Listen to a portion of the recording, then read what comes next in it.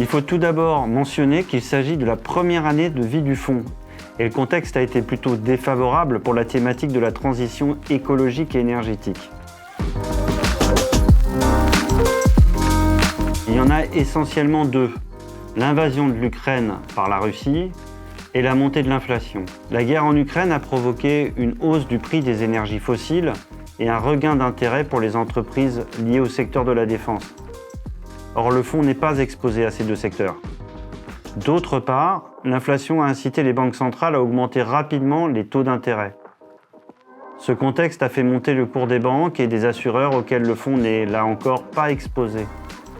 Cette hausse rapide des taux a également pesé sur les valeurs de croissance.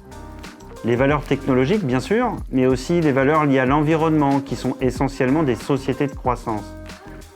Et enfin, ce contexte de taux a pesé sur la valorisation des obligations vertes, dont le fonds détient environ un quart de ses actifs. Alors qu'en général, cette catégorie d'actifs joue un rôle de stabilisateur de performance. Malgré ce contexte, la baisse du fonds a pu être limitée à 7% sur l'année.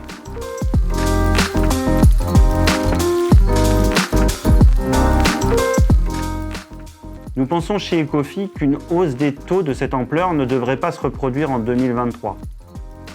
Après l'euphorie boursière des entreprises liées à la thématique de l'environnement en 2020, les baisses de cours de 2021 et 2022 ont abouti à une baisse des valorisations, qui offre, selon nous, un bon point d'entrée.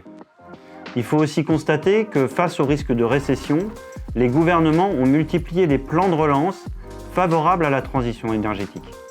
Cela renforce le potentiel de croissance de la thématique du fonds Scala Conviction Environnement.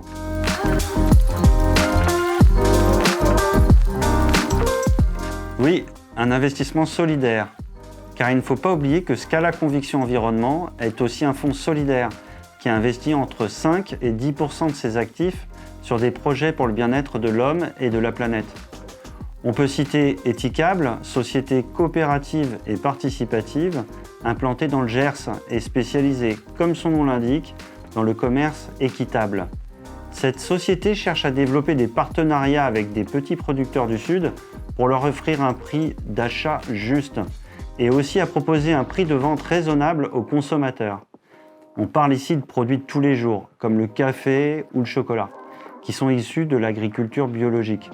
C'est un exemple parmi bien d'autres. Le fonds investit aussi dans la protection de la biodiversité ou dans le domaine de la réinsertion dans le monde du travail.